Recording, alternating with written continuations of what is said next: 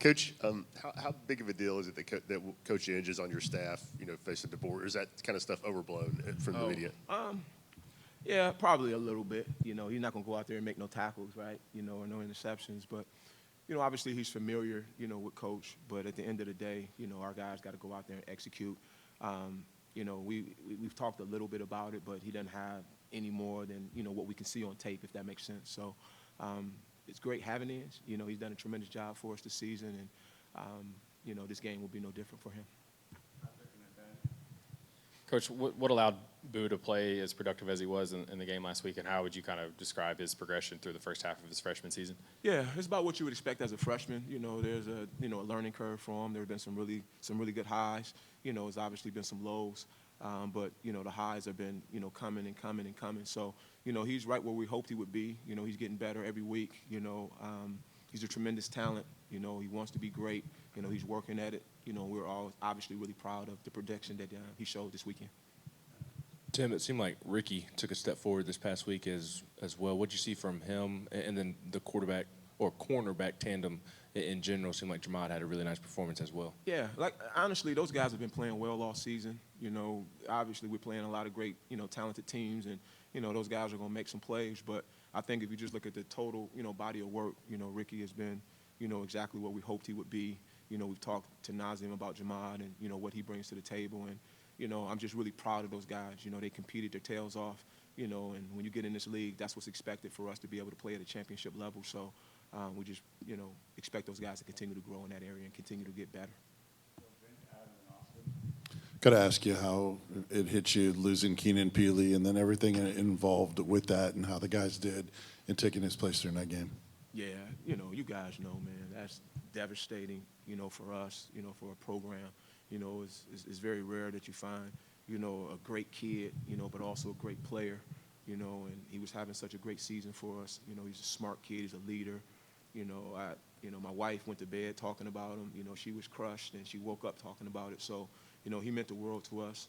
He's just a tremendous kid, tremendous player, great family.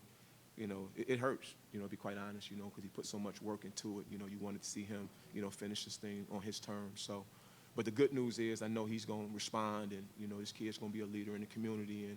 And, I don't think his football days are over. He's that talented. So, we pray for him, pray for his family, and, we wish him nothing but the best. I know he'll be with us and continue, being around the program. But, yeah, it was extremely hurtful. Yeah, I think, as far as, on the field, it's a little bit by committee at this point. T-Lander's done a tremendous job for us, all season in his role. And, obviously his role will continue to increase at this point. But all the linebackers will. I don't think you'll be able to replace KP. I think it'll be a lot just by committee. And I think those guys are all up for the challenge.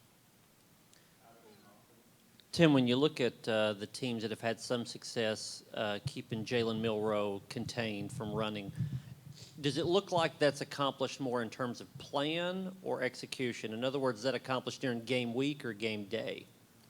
Well, I think it's just like anything, when you have a great player, you got to get used to it. You can't simulate that in practice, just his athleticism, his speed, his strength of his arm. It's just a lot of things that he brings to the table that's challenging for a defense. So I think, obviously when the game goes and we get a feel for, his speed and the way he moves around, we'll be able to settle in. But, he's definitely a great challenge for us. And, I know our kids are excited about the opportunity.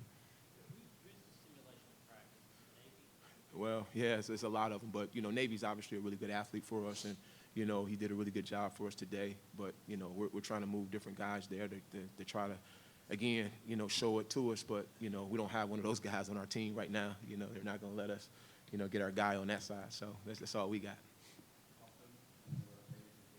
Tim, Christian Charles obviously had a pretty good game the other night. I know he's been battling a little bit of a shoulder. Just to kind of watch him persevere and push through and have some success. How good is that from a coaching standpoint, but also what's it taken for him to get to this point? Man, you just talk about a tremendous worker, a positive kid. He's been through a lot.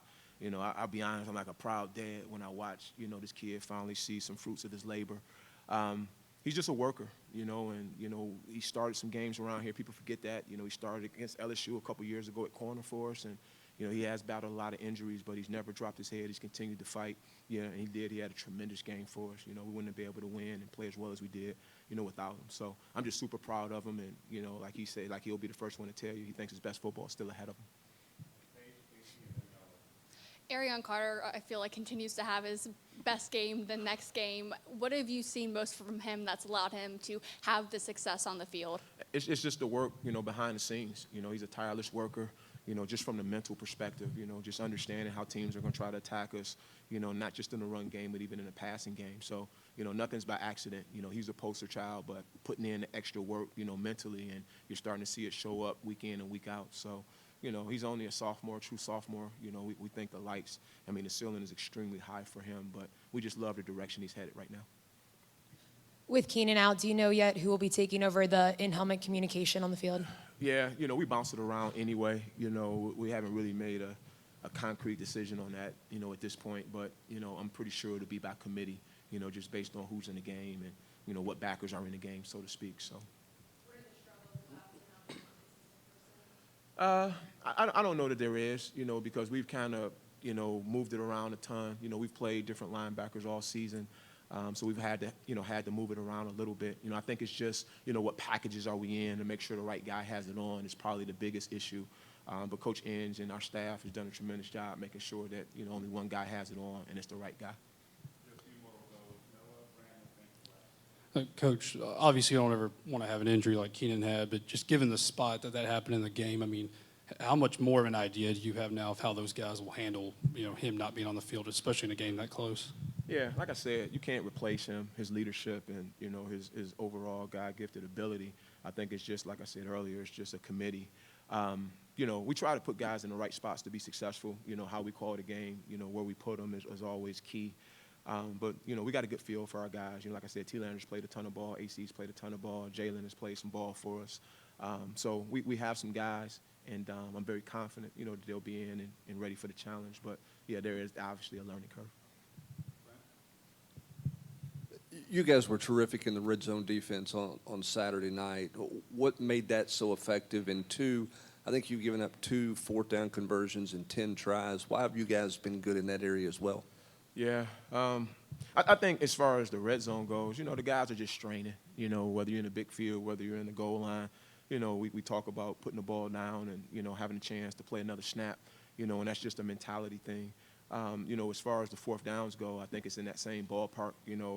If we're still playing, third down, fourth down, we want to play as hard as we can, and, we want to try to out-execute people. So, to me, it's just a hats off to our defense and just how hard those guys play and how detailed they are, in situational football. Well, Brent just sort of asked my question, so I'll try to spin off it a little bit. Is there anything that from y'all for the red zone defense when the field's compressed, all the plays that are being made, is there a way to translate that to before things get to that point, or is that just is this defense just for whatever reason much better in the red zone? Well, I like to think we just playing great defense, but at the end of the day, yeah, you'd like for them not to be in the red zone, but things happen in the course of the game. I think the biggest issue is not panicking when you get put in those situations. Yeah, it's been different years. I've been at different places, and we've been outstanding in the red zone. And obviously this place is no different. So, all right, appreciate you guys.